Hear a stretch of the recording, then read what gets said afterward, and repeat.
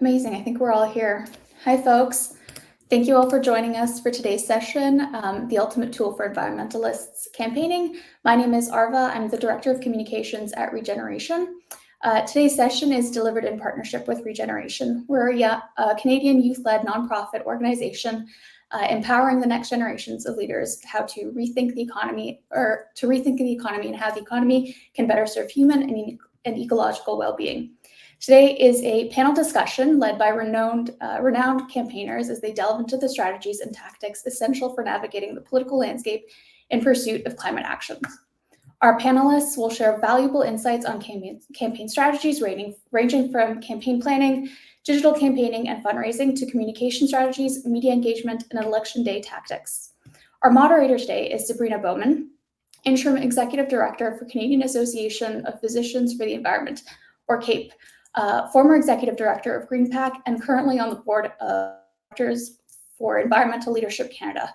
Sabrina graduated from the Environmental Studies program from the University of Waterloo and has spent over 15 years working in the not-for-profit sector in environment, politics, and international health in Ottawa, San Francisco, and Toronto. She has volunteered on political campaigns, community projects, in bicycle advocacy, and has sat on several boards. Sabrina enjoys mentoring and supporting young people working in environment, climate, and dance parties, co-housing, nature, and cycling. To learn more about Sabrina and our panelists, you can click on their AirMeet profiles. We'll also reserve some time for a Q&A session towards the end where the audience will be able to ask questions using the Q&A function. And with that, Sabrina, I'd like to extend a big thank you for joining us, and I'll hand it over to you and to kind of kick off the panel discussion. Thank you so much, Arva, and it's a great honor to be here and a good reminder to me to shorten my bio, so thank you for reading all of that out. Speaking of bios, I would love to give a quick overview of some of our incredible panelists here today. What a delight. So first, we'll start off with MP Mike Morris. He is the MP for Kitchener Centre since his election in 2021. The first Green MP ever elected in Ontario. Mike has used his platform to amplify his community's concerns, including taking urgent action to address the climate crisis. To address the current climate crisis and affordability crisis, Mike has put forth Private Members Motion 92, which would place a windfall tax on the excess profits of fossil fuel companies. Excellent. Tanya Cameron is a campaign organizer in Indigenous, provincial, and federal politics.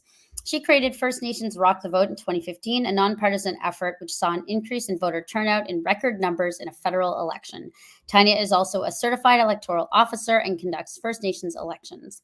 Tanya has been critical of voter engagement in Indigenous communities and was invited to advise on voter engagement methods and tools at Elections Canada. She is from Nisatchewan First Nation in Northwestern Ontario. Welcome, Tanya. And finally, Cameron Armstrong. Her is a program specialist at Youth Climate Lab in Treaty 1 territory in Winnipeg, where she works to amplify BIPOC youth voices in climate spaces and sits on Earth Echo International's Youth Leadership Council. She has worked on multiple projects focused on freshwater protection in collaboration and partnership with Lake St. Martin First Nation and Dauphin River First Nation. Cameron also works as the Manitoba Regional Organizer for the Climate Reality Project Canada. Welcome to our panelists. How exciting. All right, so we're going to start off by delving into the campaign experiences of our panelists. Can each of you tell me about some of the notable campaigns you've been involved in throughout your career, highlighting any strategies employed and the impact you achieved? We'll start with you, MP Morris, and then Tanya. MP Morris. Oh, you're the first one? Go right ahead. Okay, I would love to hear from Tanya and Cameron on this first. But for my part, I think the most relevant campaigns would be the election campaigns of 2019 and 2021. So 2019 was my first campaign. I'd never been involved in electoral politics before that point. I still kind of hate politics, but I also recognize that our democracy is where we need voices to be calling out for justice, and climate justice is one aspect of what we need electorally.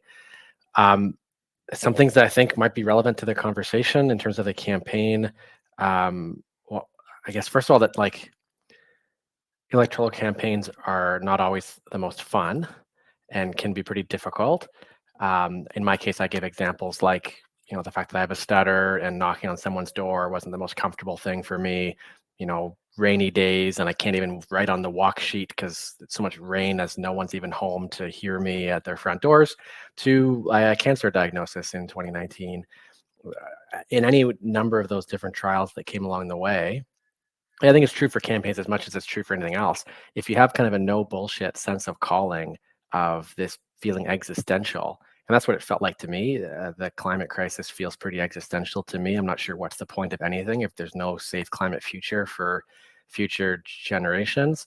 Then in those tougher moments, it made it easier to push through. So I think taking the time and like in conversation with other environmental leaders at summits like Flip, I think is so important to really like hone in on what is it that each person might feel most lit up by, because my sense is that's what's going to push a person through the difficult days of a campaign. And particularly if you're trying to kind of build a campaign, it's what often I hear back from others is why someone else might have wanted to be a part of it, is because they felt that genuine existential dread or excitement that I think can compel other people to want to join in. I think the second thing I'll say before passing it off is that while that might help bring someone to the cause or the campaign, I think the reason why we won, and actually we lost the first time, to be fair, under winner take all, first past the post. But the reason why we ended up winning in 2021 was because I think we had a team of people that were incredibly well organized and ensured that when somebody showed up looking to contribute, it was easy for that person to activate their sense of hope into constructive action, whether that meant knocking on doors or doing some data entry or painting a mural at the office. There was something for a person to be a part of and feel community in. And I expect that's something across many campaigns that is so critical, is that there's people who are really good at that kind of organizing. It's not always like, it's not me in that case. In our case, it was 6 pretty powerful women who led both campaigns, who made it really easy for that activation of, ended up being 400 people by the end of the second campaign, to knock on, 45,000 doors twice. That I think it was so critical that they made that possible. Because there's no substitute for just putting in the work. And it takes that core group to make it easy for hundreds of people to jointly put in the work towards a campaign of that scale. Fantastic. Thank you. What a great way to kick off. Tanya, what about you? Well, I gotta say, I love politics. I myself was first elected to my First Nation, Nisatchewin First Nations Council when I was 19. And that was really working with the community, door knocking, going to circles and doing that kind of thing. So since I was 19, I've served 7 terms on council throughout my life so far. So I like it. I like the voice that people have if they want to raise it and want to be heard. Then sometimes sitting in an elected space works well to bring out your message. Years ago, I also was an NDP candidate in the 2008 and 2011 elections, and just missed it. The second time I ran, I just missed it. But I took a step back because my kids were still in school, and I thought that would be a lot. If I was elected, it would be a lot. So in 2012, in protest to the Conservative omnibus bill C-45, that really cut into a lot of water protection, land protection. It really impacted me. So I joined and organized here in my area in Treaty 3, part of the Idle No More movement, where we did a lot of protests and round dances and info sessions on what that omnibus bill meant in terms of being a First Nation citizen and a land and water protector. And come the 2015 federal election and this Fair Elections Act that the Conservatives put forward, it actually restricted a lot of voices in that election. including First Nations voices, as we don't have civic addresses. So I took a step back from partisan politics and said, this is a bigger issue. And I created First Nations Rock the Vote. And there were many chapters across Canada, and the organizers of each movement was like, we're all connected through Idle No More. So we shared our information. I gave permission to actually 3 parties, as long as they put their logo on my materials, that they were free to use my information as long as the intent was to bring out the First Nations vote. And I did say First Nations because there's no way of tracking Métis people that go vote, the urban Indigenous population that go vote, but we can definitely track First Nations voter turnouts because there's usually just one poll in each First Nation. And in that 2015 election, it actually was record-breaking across Canada. And across Canada, there was 13 First Nations that actually ran out of ballots. So I've always been proud of that. And of that, I believe 5 were here in the Kenora riding. So that really showed that when we organize, when we come together for a purpose, that we could really flex our political muscles. Thank you. Thanks so much, Tanya. And finally, Cameron, we'd love to hear from you.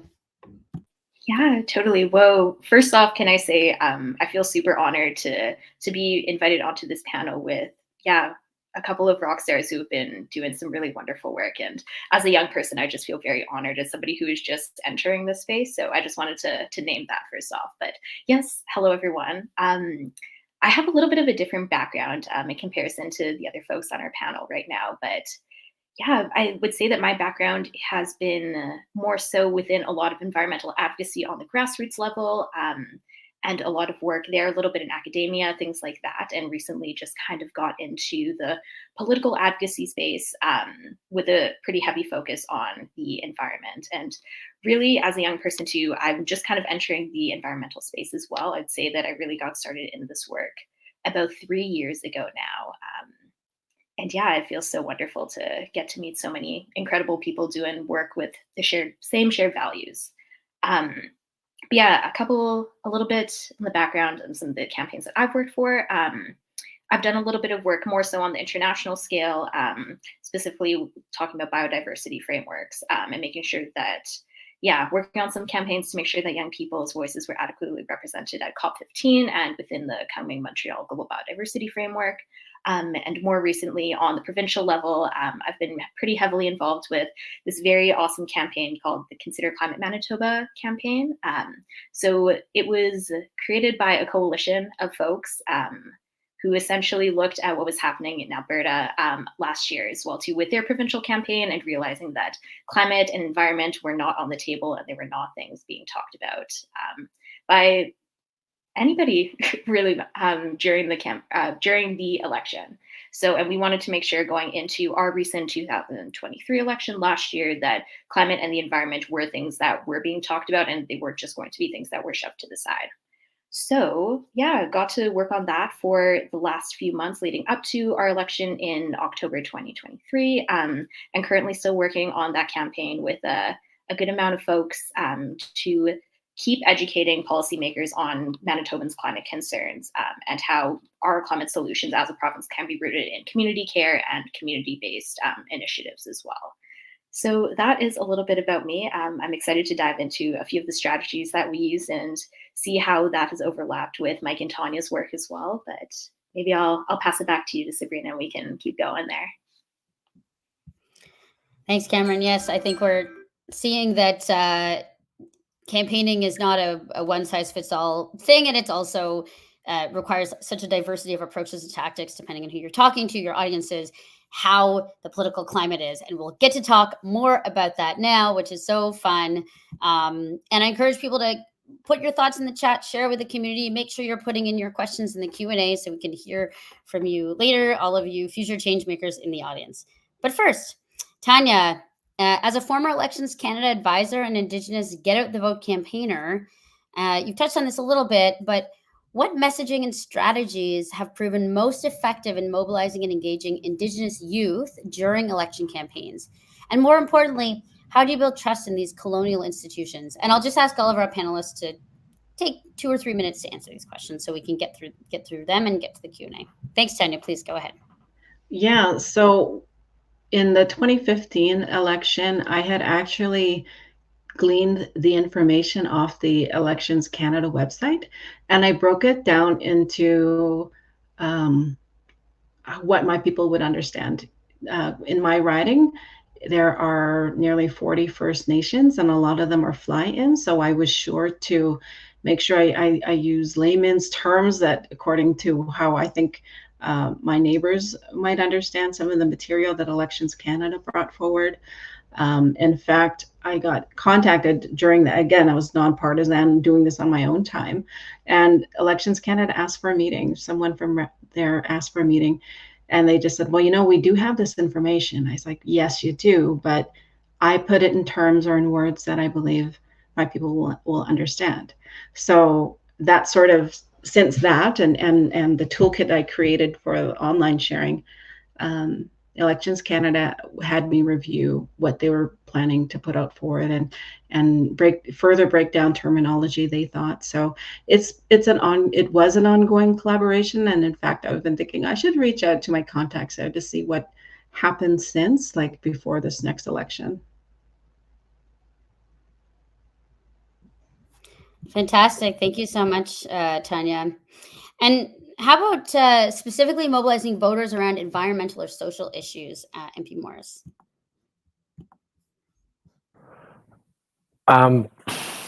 Well, I guess one of my tensions is that a big job as an elected person is actually to be listening to my community. And so I came into this, of course, like climate is part of what lit me up when the government bought a pipeline 3 days after recognizing we were in a climate emergency. I kind of thought to myself, like, what's the point of, like, what's going on? And then the IPCC report came in. So that's obviously part of my thrust for putting myself forward. But I think it's also really critical that I'm actually listening to what I'm hearing from my community. And it's actually pretty encouraging that when I was knocking on doors, it didn't matter if I was at a long-term care home or at a high school, I'd go around and ask folks, like, what's most important to you? And while the language might shift depending on the age of the person would end up talking something like amongst a group of 12, someone would say, unprompted by me, maybe because I was a Green, potentially it might be biased a little bit, but someone would bring up like climate, the environment, future for my kids or my grandkids. So that was really affirming for me in that I could feel like it wasn't just, my job is to represent the voices of so many and so many across our community and across the country. The numbers are overwhelming. It's a big part of why I believe really strongly in proportional representation is I don't think our democracy, like the House of Commons, doesn't reflect Canadians' interest in more climate action. And it's the same thing when it comes to social policy too. The thing I've made the most progress on actually isn't related to climate at all. It's related to getting a guaranteed income for folks with disabilities who are living in legislated poverty. And we've been trying to lift up the voices of the disability community for the last 3 years. And Canadians, 89% of Canadians want to see people with disabilities out of poverty. 40% of people living in poverty are people with disabilities. Canadians, by and large, are disgusted by that and want to see progress on it. And yet government's not quite ready to get there. And so for me, it's about both amplifying those calls from others and trying to turn it into something where someone could be a part of it. Amazing. Thank you. Cameron, in what way can grassroots level organizing and community-based initiatives contribute to broader climate campaigns, and how climate factors into the election outcome? How do you engage and empower local communities to take action and advocate for environmental leadership from higher levels of government? So, a pretty small question to answer in 2.5 minutes. Go for it. Yes, totally. I'll try to speed through it as quick as I can. But I really love this question. I think that one of the things that I'm most proud of with the Consider Climate Manitoba campaign is that we very much marketed ourselves as a grassroots and a nonpartisan campaign, which I think really brought folks together and was a very exciting invitation for people all across the political spectrum to get involved. But yeah, I'm focusing more on the grassroots portion of that as well. Yeah, I think that political campaigns have a lot to learn from grassroots initiatives and grassroots campaign. I think that it was mentioned either by Tanya or Mike a little earlier, but really the power of community as well to while creating any sort of campaign, which is something that the Consider Climate Manitoba campaign heavily relied on. Was really trying to create an opening space for folks to come together and kind of touched on earlier before having spaces that are welcoming and fun, where you're also able to work and to get things done, and really giving folks the opportunity to plug into something or feel like they're plugging into a community and a movement. It energizes folks a lot more rather than, yeah, being very negative about things or not necessarily creating a welcoming space for folks. Yeah, sorry, I'm just going to reference the question here one more time.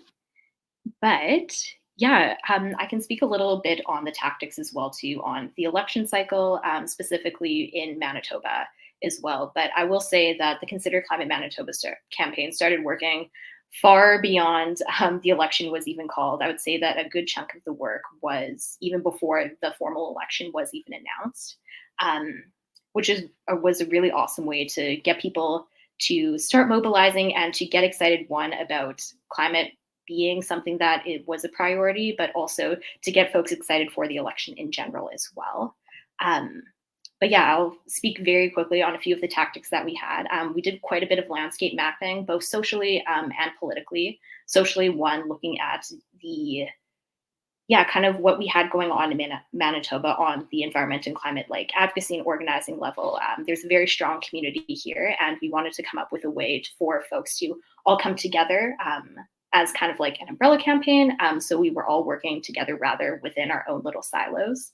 And then also kind of on a social landscape mapping as well too. There was quite a bit of research that we had done before the election as well too, specifically on communication and language and how comfortable Manitobans were with terms like climate, or how what Manitobans' thoughts were on how climate should be within kind of the provincial context. And with that research, we were able to find out that I believe it was 75% of Manitobans thought that climate was something that should be considered within all political initiatives on the provincial level. So we were like, hey, that's awesome.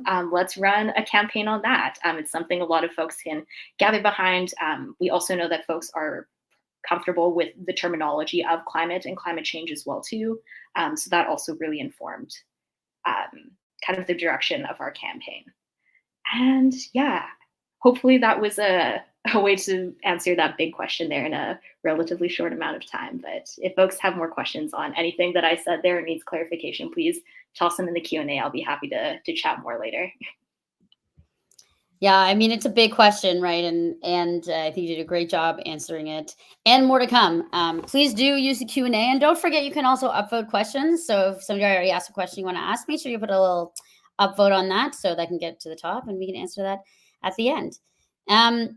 So speaking about elections and coalition building, MP Morris, can you talk about how you've seen grassroots and effective coalition building efforts advance the climate agenda during elections? How can collaboration with diverse stakeholders strengthen campaigns and amplify messaging? Yeah, like I think about in the last, I think it was in 2019, the Council of Canadians had their Green New Deal town halls, and that was nonpartisan, but it made it easy to mobilize people in communities across the country. So you had the national campaign from Council of Canadians that gave templates to folks, and then local, folks in communities across the country then invited MPs into their living rooms, candidates as well. There were sessions at libraries. In those sessions, folks co-created what they wanted to see in a Green New Deal, and it helped put that on the political agenda in 2019. And so I think that's the ideal, right? Is that there's like a nascent interest in climate action. And if a national organization can help build a coalition, right, like that, to then build momentum, that became like they put that on the agenda in 2019.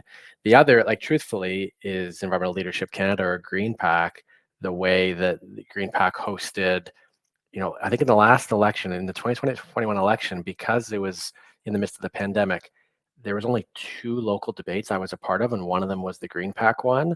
that was hosted with a local nonprofit, and one was like the Chamber of Commerce.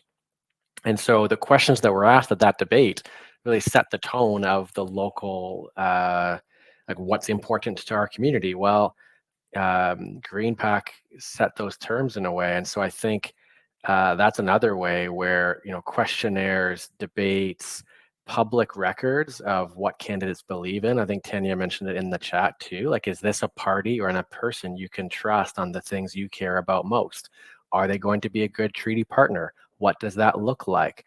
Those are the kinds of ways that I think climate-focused organizations and people can build, and I think we want to see that again in the next election. Because without that, you have individuals who are attempting to sway in communities, but I think we need a national galvanizing. If I even just think about in September of 2019, we had the largest mass mobilization of people in Waterloo Region at a climate protest. And I think it was partly because of how Council of Canadians and others had been galvanizing around a Green New Deal. And in the years since, that's kind of dissipated. And so that's like mass movements of people are what we need to put pressure on elected leaders. They need to get serious about climate justice. And it needs to be, in that nonpartisan way too.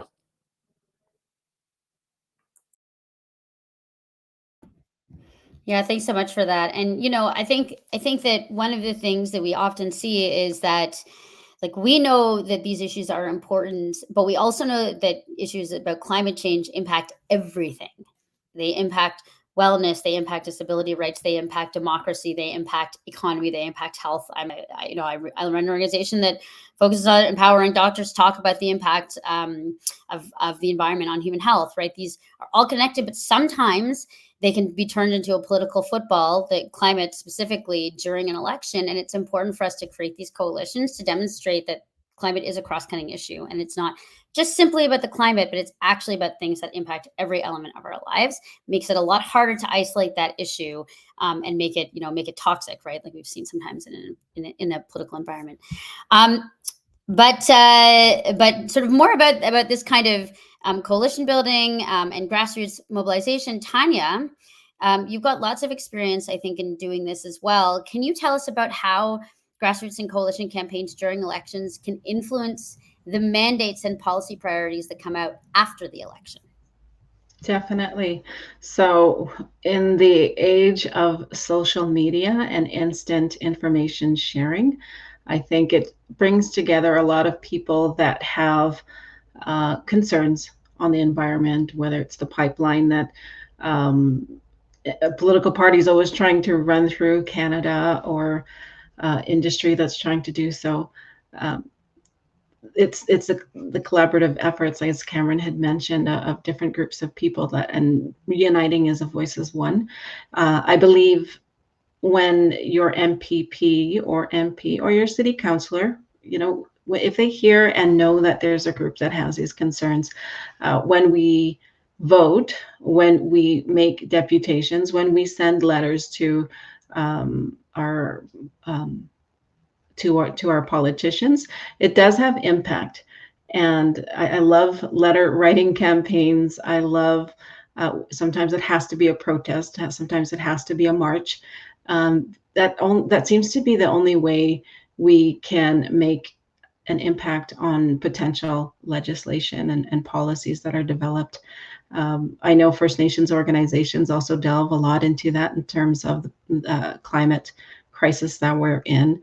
I know just recently there's been talks amongst First Nations about the low precipitation over the winter. Like, I'm in northwestern Ontario, and there's already smoke up in the skies because there's forest fires in northern Manitoba, and there was a smaller one near Kenora. These are things that we are planning for, and unfortunately, government recognizes the need, so puts money in for fire management and whatnot, but won't put enough money into the climate crisis that we're in. Yeah, absolutely. Thank you, Tanya. And as we enter wildfire season, this is a good reminder. It's a scary, very real reminder of what's happening on the ground and why we need to work to stop. Cameron, do you have anything to add on this issue of, grassroots mobilization and coalition building you'd like to share? I'm trying to think. I think that, yeah, maybe a couple of closing thoughts on it. But yeah, I totally agree with everything being said, that we need to make climate and environment a nonpartisan issue, and we really need to be, creating bridges rather than burning them. But yeah, I will say as well too that, I think on the accessibility thing as well too, with I think that we chatted about before a little earlier, is that these things, they need to be accessible as well too, whether we're talking about coalition building and making things for the public, or engaging folks and bringing people into community. We need to be making sure that we are talking about things in an accessible way, and as mentioned before, having very easy ways for folks to plug into things as well too.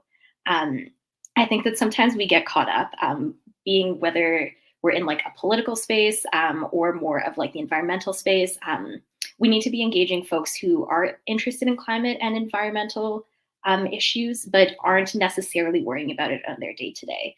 I think that sometimes being in these spaces, we get very caught up with a lot of the jargon and the science and a lot of those things that, we need to be really breaking down a lot of what that language is and how we are engaging folks to make sure that it's a welcoming space. And I think that that's a really wonderful thing that grassroots movements do, that a lot of political campaigning can learn a lot of lessons from, and really should be, utilizing those tactics. But I'll maybe leave it at that for now. Thanks so much. So Tanya, you wrote in the chat here, I encourage First Nations people to vote for a party that would be a good treaty partner. It's important to learn a political party's values. Do they align with yours? So with your experience in partisan and nonpartisan roles, how do you tailor your message to resonate with these different demographics and different political ideologies? Mm-hmm. So I learned this in college in our, back then it was called the Aboriginal Self-Government Program. So we had to really look at the ideology of political parties, and we were asked, like, we didn't have to say it, but like, who, can you see yourself aligning with this party's values or that party's values? I was like, well, I'm a little bit of this and a little bit of that. So it was an eye opener. And I think most people, well, if they want to vote, they should learn about the party. They should learn about the person. And like, there's a lot of trust going for that. You're asking for my vote, so I'm going to give it to you because this is what your party promises to do. And this is how your party is going to address this climate crisis. So I think you're the best party to bring at the table. But for me, it's also, I live, all of Canada, we live under treaty, right? There's this relationship that we have with First Nations and Canada. And, myself, I have daily treaty rights that I want honored. And if at any time there's government policy that's going to want to infringe on it, then I've got to use my voice to speak up. And that's how I encourage First Nations voters. Like, I know it's not our system. We have some communities, we have our own traditional forms of governance. But if you want to impact and if you want to protect your treaty rights, which party is going to best align with your values? So, and that's how I encourage people, like, pick the best person, the best party you think would be a good treaty partner to work with. And in my opinion, I know there is a party that I would not ever vote for because they infringed on my rights left and right when they were in office, and I don't want to ever see that again. And I'm very passionate about First Nations voting in an election, but I'll also be very respectful if they say, you know what, that's not my system. I'm a sovereign nation and I'm not going to. So, and that's fine. But I mean, I've encouraged a few people to vote, saying pick the best treaty partner that you think should be across the table from you. Thanks, Tanya. Yeah, and I think that's a really helpful perspective to hear as somebody who has for many years been involved in the political system and also has this other element of it being a colonial system. I think that even those of us who are not Indigenous can recognize that the system is far from perfect. I'm sure MB Morris would agree. The system is far from perfect, even as a participant, but also it is the system that we have, and how can we plug in? Which brings me to an exciting rapid fire round, 30 seconds each to respond to this question. And I will just popcorn style. I can put your hand up. I'll give you a little wave when you're at the end of your time. We know campaigning isn't for everyone. It can be very hard to spend, take 4 months off work and school and, your life and just put yourself into a campaign. So how can alternative tactics such as organizing town halls and debates, like MP Morris talked about, participating in get out the vote drives, and some of the like Tanya's done in her career, engaging the media, among others. How can these tactics effectively shape elections and amplify advocates' priorities and concerns? 30 seconds. Whoever would like to go first. Just go off mute and go for it. Yes, Tanya, go for it. Sure. So if you don't have days to commit to any one campaign, you can also just within your own family say, okay, I'm going to get 5 people to vote. And do you want to ride? Do you want to go together? Do you need a reminder? And then you could also say, okay, we're going to vote. Can you tell your 5 friends or family to go and vote? Like there's these little things that you can do if you're not wanting to go and canvass your neighborhood.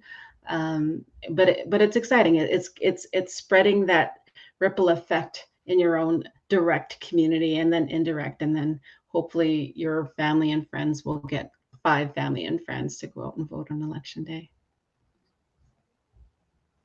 Love that. What else we got? Yeah, Cameron, go ahead. Yeah, I can go ahead. I can speak a little more on kind of like the forum debate strategy, which Consider Climate Manitoba we love to use. We were able to host a provincial environment and climate change debate with representatives from all of our major parties in Manitoba. But one, we had it as a debate, which was really awesome. So you got to hear about climate and environmental promises from each of the parties, but we also used it as a community event as well too. So there was a lot of tabling from local organizations. There was time for like coffee and chatting with people, so you could meet more people from either your riding or other places in the province who share similar values as you and who are excited about what climate policy in Manitoba can look like. But I will say as well too, if anybody is ever hosting a debate or a forum, I'd really recommend this. It worked really well for us, and how to keep folks accountable as well too. Yes or no questions, take away the mics from your debaters, and yeah, take pictures, record it. It'll keep them accountable for whoever gets elected after. But I'll pass it off there. Thanks. Mike? Yeah, I think I saw a bit of a debate about time poverty in the chat. This is a real thing. This is part of class warfare. If you keep people paid poorly enough that they have to work 2 part-time jobs or 2 full-time jobs to get by, then they're not going to get involved in activism. And so I think it's important to recognize that not every person has to be the person who starts the movement. Joining in and participating in some way is also important. And I think we can be learning a lot right now from a non-climate example. But Palestinian young people across the country have shown us what a grassroots movement can accomplish. If you look about what the federal government's position on a ceasefire in Gaza was, October, November, and that the fact that it changed in December, when it comes to the motion that was passed on the floor of the House of Commons in March, calling for a 2-way arms embargo, among many other calls that was passed. It wasn't the original motion, but the motion that was passed was only passed because of the ongoing advocacy, grassroots organizing that had built up to that point, and of course continues on campuses across the country now. And I think those young people are showing us how there are many ways to engage in a movement at that scale, with specific demands that ultimately, we saw Muslim donors to the Liberal Party back out in December, days before the party then changed their position. These are very specific actions from communities across the country, particularly in this case, Palestinian, Arab, and Muslim communities that have led towards real changes in government policy. And of course, more is required still, but I think it gives us an example to be inspired by and to learn from. Yeah, thanks so much. Okay, listen, we got a little bit more time left. We want to get into questions, but just before we go, any 30-second final advice to young people, to youth looking to get engaged in campaigning to champion environmental and social causes? I'll go. A lot of people, even young people, don't always do their income tax at times, so they're not registered to vote. And one of the things that I found very successful in campaigning is doing a registration drive, helping people get the ID that they need. And a lot of people didn't even know your prescription bottle can serve as one piece of ID that has your name on it. They don't know that. Like, some people might not have a driver's license, might not have a government photo ID or a passport. So I think going back to the basics in terms of, are you registered to vote? Let's get you registered to vote. ID clinics are very simple to organize and to host in your school, in your community center. I had an online toolbox. I took it down for a while, but I could certainly, just before an election, I'll reload, update any materials and reload it up onto the web.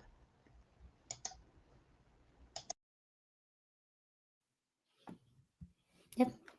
Yeah, I guess more of from a logistical standpoint as well too, as a young person who is tied to a couple different organizations and has worked on campaigns that haven't necessarily been tied to organizations, is look for partnership organizations that have charitable status or are registered. If you are looking for any type of grant money, it is very, very difficult to get that as a young person who is just starting out, who may not have the type of credentials that funders are looking to give money to. But if you are able to find a larger organization that can sponsor you, or you are able to run your campaign or initiative out of, and who are able to give those supports to you, I would really recommend doing that. It makes getting funding a lot easier, especially as a young person. But as well too, I would say have fun with it. I think that organizing and campaigning it's an energizing thing. I understand that it cannot be at some points, but I really recommend trying to look for community and for friends, and for folks who have the shared values with you as you're out doing this work. It's going to keep you energized. It's going to keep you doing the good fight. Yeah, I'll pass it off to Mike. It's, to me, the best advice, Cameron, is like, focus on what gives you good vibes and good energy, and that's like the renewable energy to keep going. Maybe I could offer. There's like this cliche about how young people's voices matter, and there's also this mythology that young people don't give a shit or aren't going to be engaged. And my experience has been, when knocking on doors of anyone that I've gone out with, it's when I've gone out with high school students in particular, and to some extent university students, that people at their front door are most interested to hear about why that person's engaging, why they were knocking on doors with me. And so my sense is that people actually really care about the perspective of a young person, whether it's related to climate or other issues. And that is political power. And so I guess to recognize the power of your voice, where you choose to use it, and to recognize that there are people in your community that are curious to hear from you, and when connect with other young people, it's power in numbers to ensure that your voice is taken seriously on the demands that you might have, whether it's related to climate or on other issues too. Yeah, I love that. And I'll just quickly say two things. One, we talk about mentorship sometimes of older people like myself mentoring younger people, but I actually see it both ways. In fact, I would say that the reason why I've been in this fight for so long is getting the privilege of working with younger people who just open my eyes and push me at a time when it's very hard to be a young person facing everything that's happening, cost of living, climate change, health, all these things. And there's still people showing up to the movement every day and pushing the elders in the movement to continue to learn. So please know that your impact is on us as well, those of us who've been around for a long time.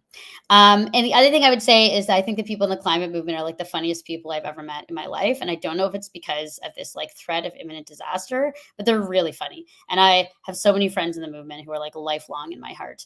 So Cameron, I 100% agree with you. I have met the best people and I'm so grateful for that. Now, enough from me. Let's see what you have to say. We're going to spotlight a question and I'm going to ask the panelists just go ahead and answer, in a minute or so. Anybody who feels called to, please just go off mute. The writ drop marks the official beginning of the election period and signifies the start of campaigning. Can you tell us a little bit about how your tactics change at different stages of the campaign and how understanding the election cycle is important?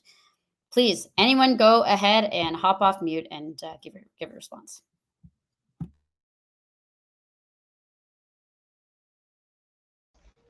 So I'll start.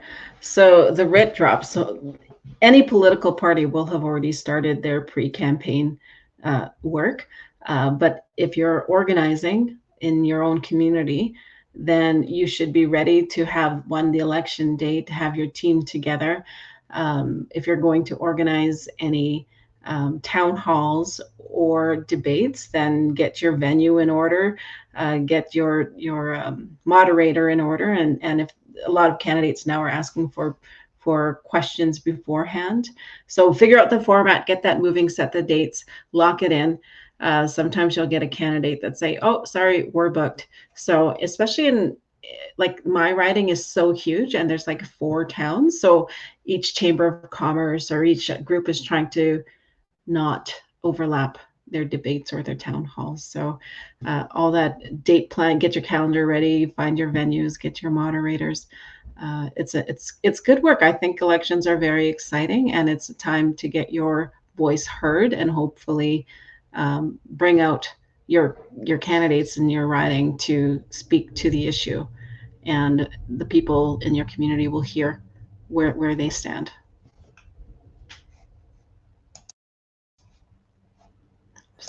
Yeah, on this, I'm not sure I have much wisdom. Just kind of simple tactical stuff in an electoral campaign. That like a year out, it's more about the scaffolding of building up the donor base and the team that's going to kind of hold all the organizing. In my case, we didn't even start knocking on doors until we spent about 2 or 3 months building up that initial team and raising money and setting goals. Because by the time we got to the writ drop, that's the time where it's just purely funneled into getting people connecting and listening and at people's front doors. And so that's the shift for us was starting with like setting up the foundation of the team and the campaign, and then eventually shifting more towards just the sheer volume of people that are organized in a way to connect with constituents,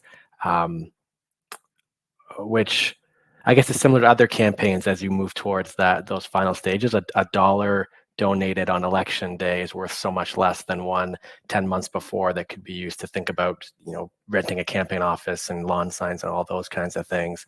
And so that's kind of a natural shift in a campaign to shift towards the real direct democracy stuff, which I guess the last thing I can share is there's no replacement for just putting in the work. If I think about any progress we've made electorally, a big part of it is just, putting in the work day in and day out, because folks who are part of it really care about it.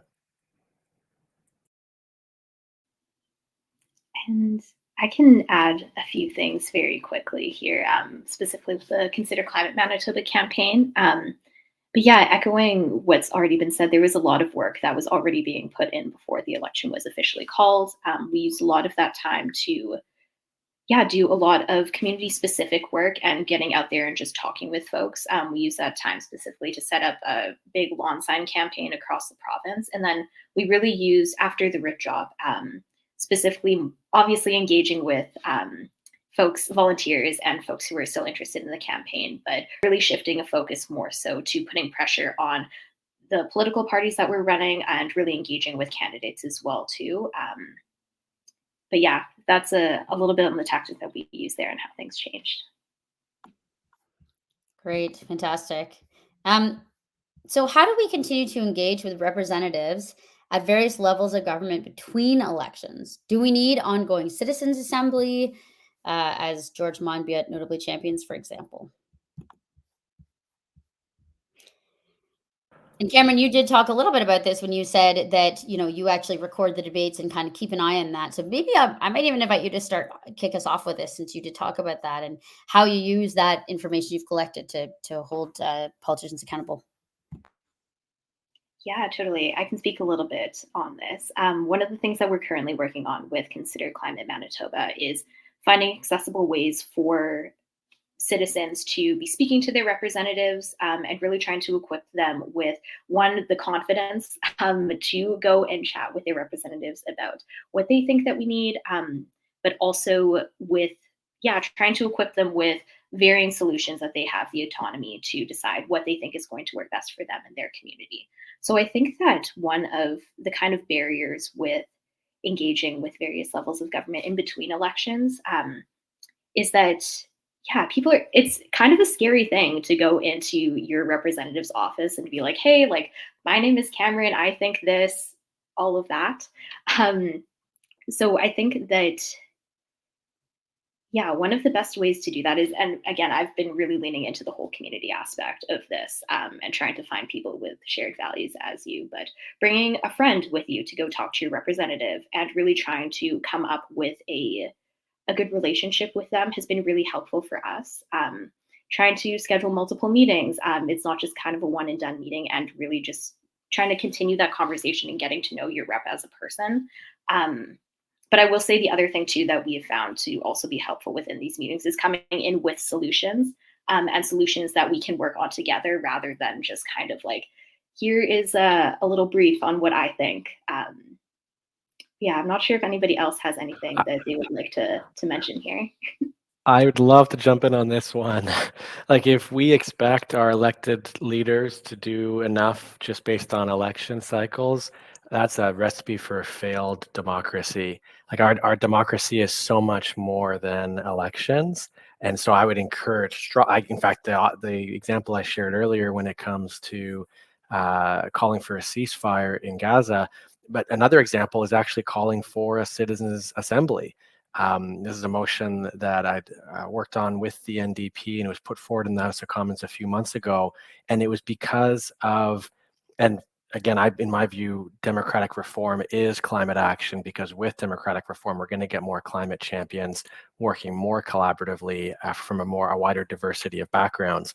Well, we ended up getting, I'll put the vote in the chat, we got all party support. It wasn't enough to get the motion passed, but the progress made, even on a failed motion calling for a citizens' assembly and electoral reform, we saw MPs flipping their votes as a result of meetings with constituents in their riding, calling for them to very specifically support this motion and to break party rank to do it. I think it was 39 or so Liberals, 3 Conservatives. The entire Bloc caucus ended up supporting also, along with the NDP and the Greens. And that was because of people who recognize that campaigns like that between election cycles are so important. And it was kind of mobilized by Fair Vote Canada, but it was people in ridings across the country who met with their MPs that I think made a real difference. So I'm going to say my campaign work, my organizing work is totally on my own time. So my day job requires me to be diplomat and nonpartisan. So I try to maintain a good relationship with our local MPP and MP. In terms of climate, I know my MP upset me one time when he talked about Energy East pipeline can be of an economic benefit to First Nations if First Nations would develop a company that would clean up oil spills. And that was really shocking and disappointing of a response. Like, no, that's a ridiculous idea. And as a First Nations woman on treaty land, will do anything that I can to protect our water and our land from something as ugly as a pipeline through the territory.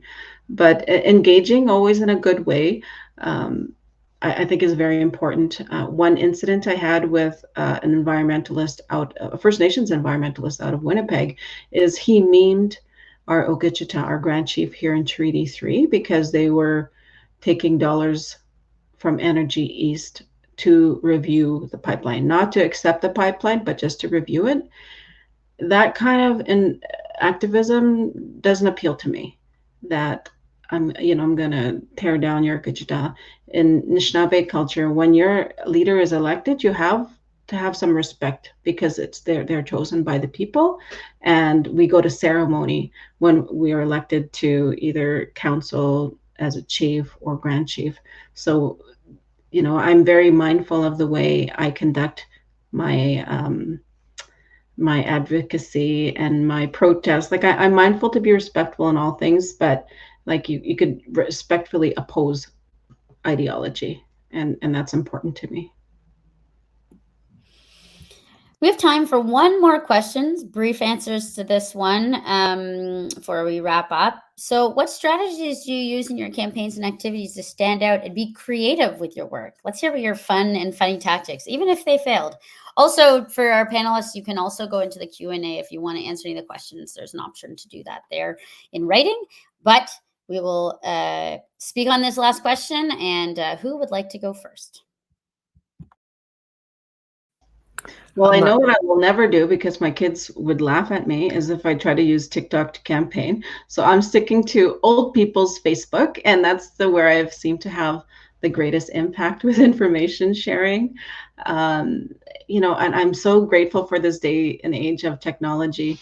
It certainly does help, but I know with First Nations Rock the Vote, I actually had to take time off work for the last 2 weeks in 2015. So it was unpaid, on my own with my mom, traveling to Northern Ontario in her vehicle, sleeping in her van, because again, we are no budget and we're just getting the word out, getting people registered to vote, and on the ground and sharing on the radio station back then.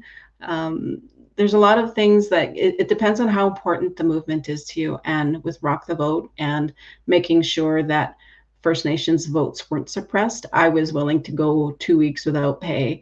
My mom was willing to help me to get that message out. I unfortunately don't speak my Anishinaabe language, but my mother does. And so she was my translator on the radio, on videos, the YouTube videos that we created for showing people how to vote, because there's a lot of non-voters back in the day. Breaking it down and just having fun, not being so stiff with your messaging, being flexible with that messaging. Amazing. I- Cameron? Oh, I just want to shout out. I love we got a student from Cameron Heights with us today. Krupa, good to have you here. What you made me think of with your question, I'm not sure if it's what you're intending, but to me, there's something to be said for just using what you've got. The example you made me think of is our campaign office is right on King Street, and there's a lot of festivals all summer long up and down King. And so a lot of times, you might not be allowed to have like a political party with a booth at a festival, but we're allowed to have something out front of our own office. And so we'll show up outside of the office and just chat with folks just because our office happens to be fronting right on King. And I've had great conversations with folks at festivals in the summertime, just as a result of our office happening to be along the routes of like a July 1st thing or whatever the case. So I think thinking about like what have you got and how do you make the most of that? I think it's worth thinking about as you think about a campaign you're wanting to build. Yeah, I guess I can finish this off with this question. But yeah, I really appreciate this question. I want to say as well too. Yeah, a couple of the things that we've been doing to be creative and to get our campaign to stand out a bit is I do love what you just mentioned there about street festivals and things like that.